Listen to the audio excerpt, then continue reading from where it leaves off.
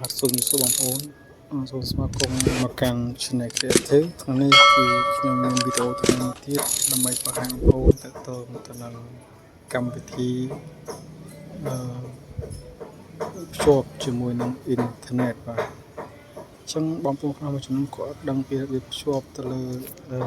5G 4G នេះបងប្អូននេះបងប្អូនបងប្អូនអាចសាកល្បងជាមួយខ្ញុំបាទអញ្ចឹងជាដំបូងគឺយើងទៅចូលទៅកម្មវិធី setting បាទ setting ទូរស័ព្ទហើយយើងអាចធ្វើការកំណត់វាបានបាទអញ្ចឹងយើងចូលទៅ setting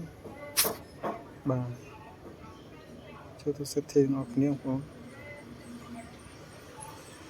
ចូល setting បងប្អូនអញ្ចឹងគឺយើងអូសមកគឺយើងឃើញកម្មវិធី function ជាច្រើនបាទ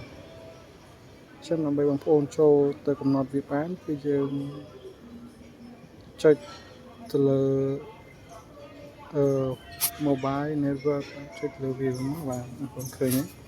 អញ្ចឹងស៊ីមវាមាន2អញ្ចឹងបងប្អូនអញ្ចឹងបងប្អូនចង់ចុះភ្ជាប់នៅស៊ីមមួយណាអញ្ចឹងភាសាឥឡូវខ្ញុំសូមភ្ជាប់ស៊ីមទី2អញ្ចឹងបាទស៊ីមទី2អញ្ចឹងក្នុងនេះគឺវាមានការកំណត់ឈ្មោះ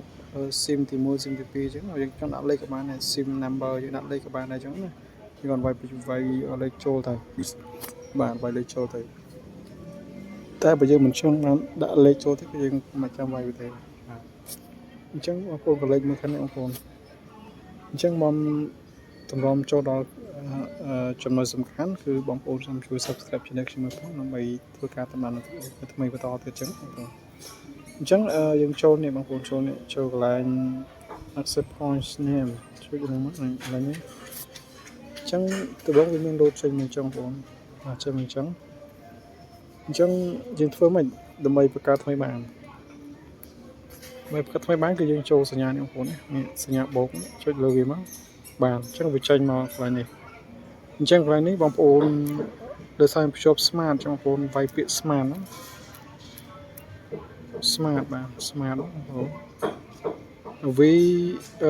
APN ក៏វាវាយ smart ដូចគ្នាបងប្អូន SMLT smart បាទអញ្ចឹងយើងមកកំណត់វាមកបងប្អូនដើម្បីវាកាន់តដើរលឿនបន្ថែមគឺយើងនេះចុច select វាមកយើងយកអាក្រង់វាអស់នេះបាទយកនឹងអស់មកform បងប្អូនយកនេះមកនេះក្រុមនេះបាទមានថា internet យើងកាន់តដើរលឿនអញ្ចឹងណាបងប្អូនអញ្ចឹងនេះបងប្អូនthích ទាំងអស់ក៏បានឬthíchយកនេះក៏បានតែយើងសុំthíchទាំងអស់ហ្នឹងបងប្អូនthíchទាំងអស់មានថាកំណត់ថាយើងចង់ចូលប្រព័ន្ធសេវាមួយណាក៏វាអាចដំណើរការបានល្អអញ្ចឹងបងប្អូនជួយទាំងអស់មកអញ្ចឹងយើងបែកទៅវិញបងប្អូនបែកទៅវិញអូខេអញ្ចឹងយើង password បងប្អូនដាក់ password ក៏បានដែរដាក់មួយបងប្អូន1 2យើងដាក់1 2 3 4 5ក៏បាន1 2 3 4 5ចុច save បងប្អូន save យើងឃើញការកំណត់ថ្មីបងប្អូននេះឃើញ smart ហ្នឹងបងប្អូននេះកំណត់ថ្មីនេះចុចអានេះមកបាទចុចហ្នឹងមកវាដើរបងប្អូនឃើញវាដើរហើយអញ្ចឹងយើងសាកទៅមើល YouTube ជាមួយវាដើរលឿនអត់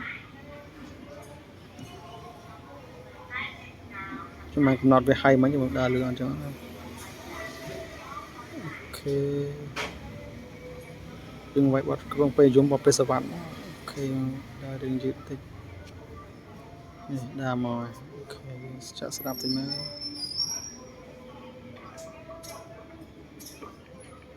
បាទវាដើរលឿនបងប្អូនឃើញដើរលឿនណា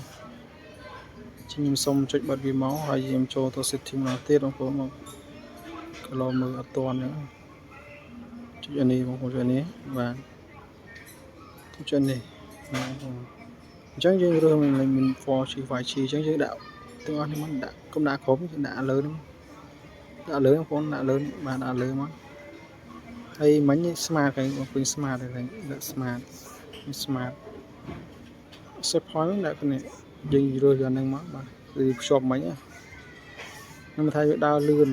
អញ្ចឹងបងប្អូនបាទអញ្ចឹ ចឹងវីដេអូខ្ញុំមានប៉ុណ្ណឹងទេបងប្អូនបើសិនគិតថាបងប្អូនគាត់ថាមានសារៈសំខាន់សម្រាប់បងប្អូនសូមបងប្អូនមេត្តាជួយ Subscribe ក៏ដូចជាជួយ Share Comment បន្ត Share វីដេអូនេះបន្តទៅដល់មិត្តភក្តិបងប្អូនក៏ដូចជាអ្នកស្គាល់ឬក៏ចង់បានដឹងបាទ